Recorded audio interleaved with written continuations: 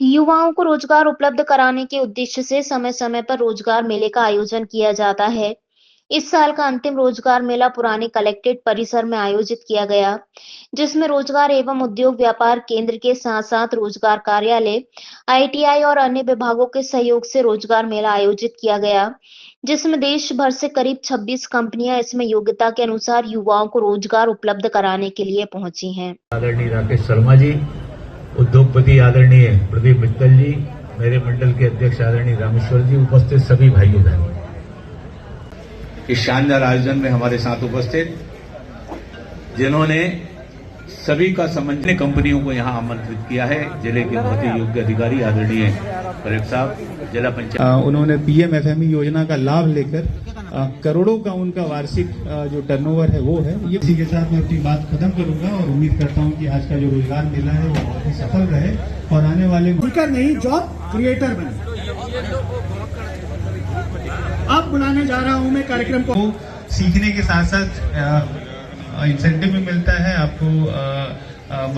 मंत्री प्रधानमंत्री विश्वकर्मा योजना, इस योजना में जो हमारे युवा हैं उनको हम लोग स्किल देते हैं, लोग रोजगार देने का लक्ष्य रख रहे हैं और साथ ही साथ हमारी बैंकिंग पार्टनर्स के माध्यम से स्वरोजगार का भी हमें लक्ष्य हमने रखा है और स्वरोजगार में भी हम लोग चाहेंगे कि आज अच्छी प्रगति हो।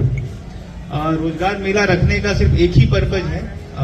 कई बार मैं जन सुनवाई में देखता हूं और मेरे कार्यालयों में देखता हूं, जितने भी लोग बैठे हैं आपके पास भी कई लोग आते होंगे कि साहब हमको कुछ काम दिला दो, कुछ रोजगार दिला दो। उस समय हमारे पास किसको कहना है, किसके पास भेजना है, ये बड़ी दुविधा रहती है। तो इस तरह के आयोजनों का लाभ यही होता है कि एक प्लेटफॉर्म पे जो रोजगार सीकर्स हैं और जो रोजगार गिवर्स हैं वो दोनों उपस्थित रहते हैं और सही प्रकार से मैपिंग हो जाती है। तो यहीं पे मिलान हो जाता है कि आपको कहाँ पे कार्य करना है और कहाँ जाना है।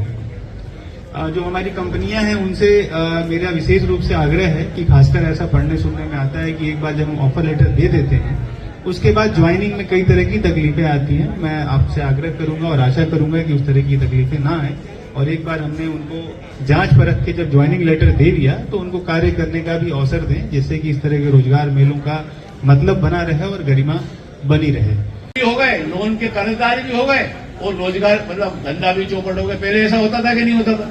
अब ये सारे खर्चे तो सरकार बचा रही है आपकी, इसलिए आप जो भी कमाएंगे उसको आप बढ़ाने का काम सहजता और सुलभता से कर सकते हैं। इसलिए मेरा सभी यहाँ पर उपस्थित बच्चों से ये निवेदन है कि जो अपना खुद का रोजगार, खुद का उद्योग, खुद का काम शुरू कर रहे हैं उनके लिए बहुत बधाई। इसलिए बधाई कि वो बाकी लोगों को भी रोजगार दे सकते हैं। ये राकेश शर्मा जी बैठे हुए, ये पहले जो है कुछ परिवार का रहता था।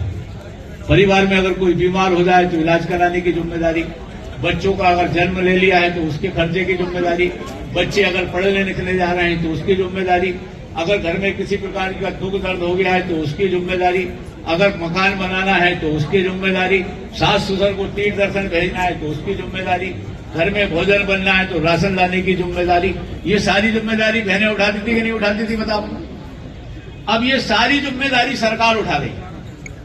आपका ये बोझ सरकार ने कम कर दिया। अब आपको लाइट भी सुलभता से मिल रही है, 1 रुपए किलो अनाज मिल रहा है, भोजन की व्यवस्था है, प्रधानमंत्री जी ने आपको आवास बना दिया, गैस का चूल्हा दे दिया, बुजुर्गों को तीर्थ दर्शन करा रहे हैं, मकान बना के दे रहे हैं, हमारे यहाँ गैस का चूल्हा उपलब्ध करा के दे रहे हैं, बच्चों के लिए पढ़ाई लिखाई की सारी व्यवस्था कर रहे हैं। भगवान न करे कोई चला जाए मुखिया तो संबल योजना का लाभ करें। इतनी सारी योजनाओं का लाभ मिल रहा है कि नहीं मिल रहा है? और इसमें सबके आपके पैसे खर्चे होते थे, अब इतने पैसे तो आपके बच रहे हैं, साथ में आपको रोजगार मिल जाए और रोजगार अगर मिल जाएगा तो फिर आप सफल होंगे कि नहीं बताओ आप। नहीं तो फिर अपन पहले क्या होता था कि अपन ने लोन लो 5,000 रुपया, घर में ही घुस गए 2,000 रुपये।